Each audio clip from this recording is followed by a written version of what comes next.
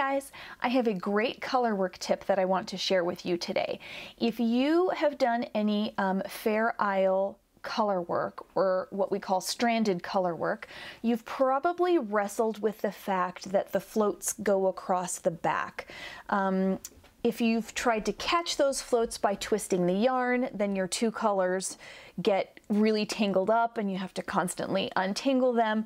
And if you decide, forget it, that's too much work, and you just leave the big long strands across the back, sometimes that can make your knitting too tight.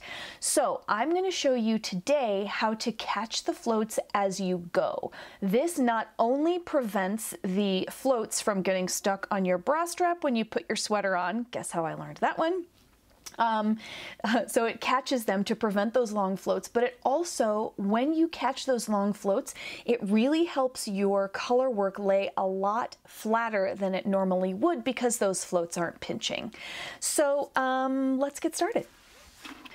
I'm making a sweater called Dottie's Pullover, and you can see that if I was not going to catch my floats, I would put down the purple color right over here, and then I would pick it up way over here. That is like over an inch long of a strand that's going to sit across the back, and it's going to catch on things, and if I'm not careful, it's going to pull and pinch my color work. You can see my color work is laying very flat because, dun dun dun, I am catching all the floats as I go, and this is what it looks like on the back. It is helping it, it's preventing those long floats from being in there to catch on things, but also it's letting them lie flat, so it's not pulling or pinching or anything. And you can see it's having a really great effect on my knitting right here. So before I demonstrate how to do this, you have to practice doing two-handed color work, meaning you're going to have one color in your left hand doing continental knitting and another color in your right hand doing the regular knitting where you throw. That takes a little bit of practice. Feel free to just jump right in and practice both at the same time, but you are going to need some practice before you actually do this on a garment, because as you get used to it, your tension is going to change and your gauge is going to change. So definitely be sure to practice this first. If you're going to do this method in a sweater, you also need to swatch doing this as well. All right, so my pattern right now says that I need to do 5 stitches in one color and 5 stitches in another color. All right, so that's currently what we're doing. So I'm going to get prepared here. I'm going to put this color in this hand, and then if you're a crocheter, this is very similar to how you do crochet, you know, kind of like this with your finger up in the air. All right, so I am now going to knit 5 stitches with this strand right here. Now, I don't want to make a float any longer than 3 stitches. So I'm going to knit 2 stitches and then I'm going to catch the 3rd stitch.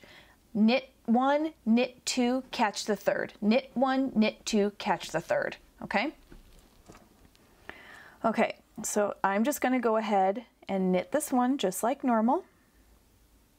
Then I'm going to knit the second one just like normal. Now it's time to catch the float. Catching the float of the strand that is in your left hand is a lot easier than the one in the right. In this case, all we do is bring this thread that we want to catch to the front. Okay, so instead of trying to get my finger over like this and try to move my finger, which is really awkward, I'm going to use this needle instead. So I'm going to lift my needle and just pull that strand over the front. See that? And then I can go just like this and I'm ready to go. Now that that strand is in the front, I'm going to pretend it is a stitch and I am going to knit 2 together. So I'm going to go under this stitch and under this other stitch, even though it's not really a stitch. It kind of looks like it now when I put my finger down like that. See that? Now I'm going to yarn over and I'm going to knit those 2 together just like that. And I'm going to push them both off the edge of the needle. I have now caught my float and you cannot see it on the front. But if I turn it over on the back, okay, this is where it started. You can see where the last purple stitch was over here, but it's caught right there. So awesome. Okay, so let's see.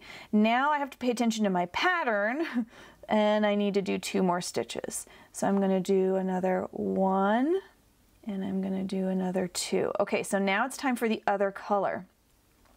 All right, so let me get prepared here because I'm really bad at Continental, so I'm going to show you how to kind of cheat through Continental as well. All right, so I need to use this strand, so I'm going to knit Continental. So I like to use my thumb of my left hand to kind of hold the knitting here so that I don't fling this stitch, because I have to kind of stretch it.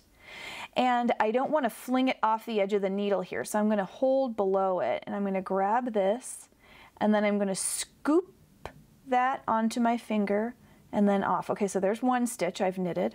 I have to knit 1 more. There's the second one. Also, I'm using this finger to hold them on here as well so they don't fly off that end. Okay, this is the 3rd stitch, so I have to catch the float. This is the float that I want to catch back here, but I have to perform a twist first, which means this thread is going to be involved. So again, just like the previous one, I want to move that to the front, just like that. But now I also want to put this in the front. So I'm going to put that there. I'm going to hold that with my finger, and I'm going to move this one back to the back, okay? That has put a twist from these 2 live yarns. Now I'm going to knit this one and this one together, just like I was doing a knit 2 together. And of course I'm going to use my thumb to help me out because it's Continental and it's difficult. So I'm holding those. I'm going to pick this stitch. I'm going to bring it through just like that. Bring them both off the needle. I'm going to pull my float a little bit. And again, you can see that I've caught my float, but you can't see it on the front side. If I turn it over, here was my last stitch, but now my yarn from here is way over here. Okay, all right, so 1, 2, 3, I need 2 more. So I'm going to do my cheating Continental here. I'm going to do 1 and 2, just like that, okay? So if I turn it over, carefully, you can see that there are no long strands behind each of these. They're very short, I've caught them, and it really prevents my knitting from pinching on the front. All right, so I'm just going to work this a couple more times so you can kind of see how it works. All right, so 1, 2, 3. I gotta pull that one out of the way. Sometimes that one gets stuck in there. You just gotta pull it to get it out. All right, there's my 5. Time to switch colors. 1, 2. Okay, here's the acrobatic part. Forward, forward, and then this one goes back, and then I'm going to knit these 2 together by picking that stitch just like that. And then 4, 5.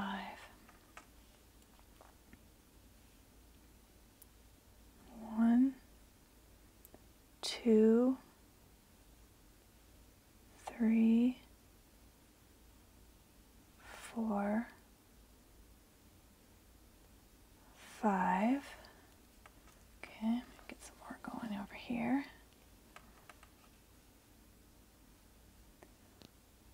1, 2,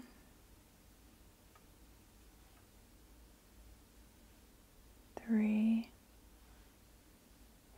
4, 5. And that is all there is to it. You can see there's no pinching, there's no pulling. Everything looks really nice on the back too. And that is going to give you much nicer color work. So if you are just starting out with color work, this is a great hint for you to start using right away. And I really encourage you to practice this so that you can master your color work.